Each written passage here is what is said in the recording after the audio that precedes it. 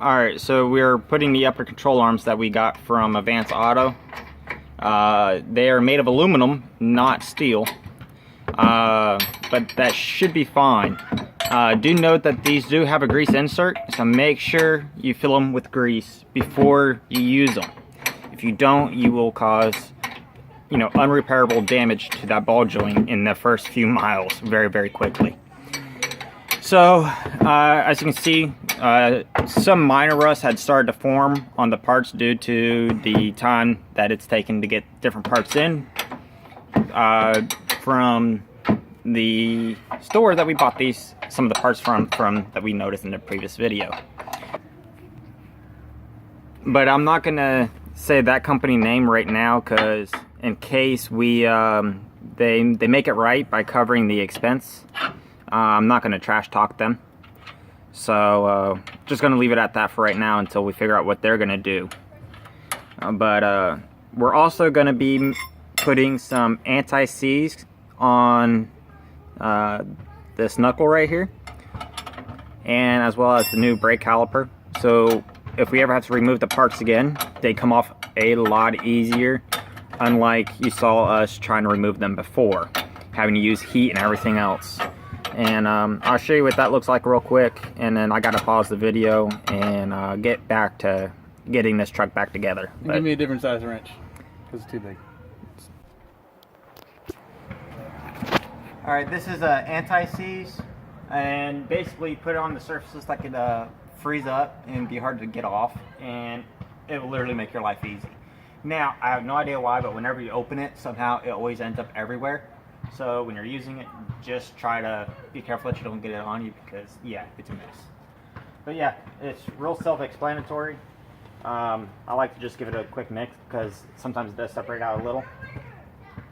But a little goes a long way, and you just need to coat the inside surface.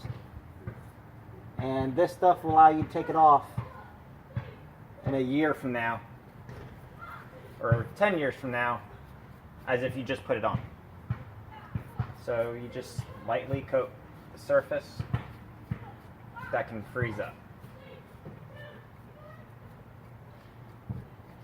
Now, I wouldn't go putting it on any of these surfaces right here, just on this surface, and just make sure you coat it really. Because that's a fixed mount. That's not a rotating mount right there, like your joints.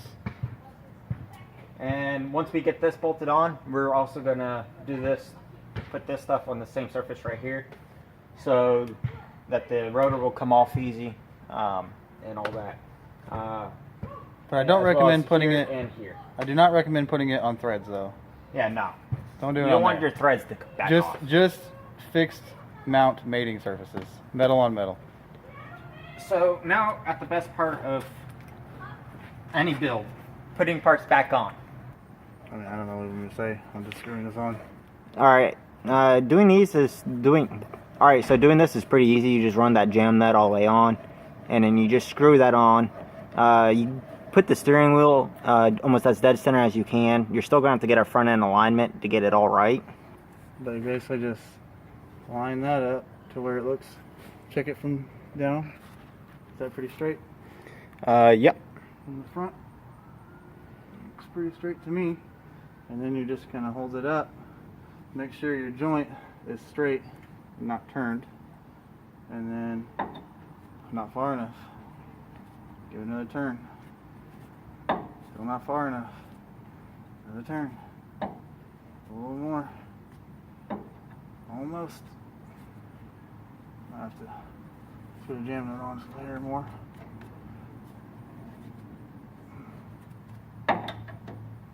About perfect right there. Bam. And that's about as straight as you can get it until they get on alignment, and then they'll go in here, they'll take this jam nut out, and they'll turn it up in here on the inner side.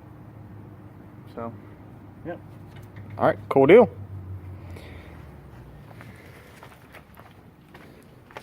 As you can see, this side is mostly on now.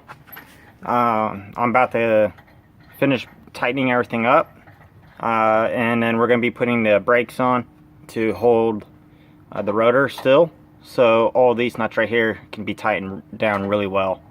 It's kind of hard to do it when this whole thing still turns on you like that. So yeah, I'll get to you here in a second when we get to that stage.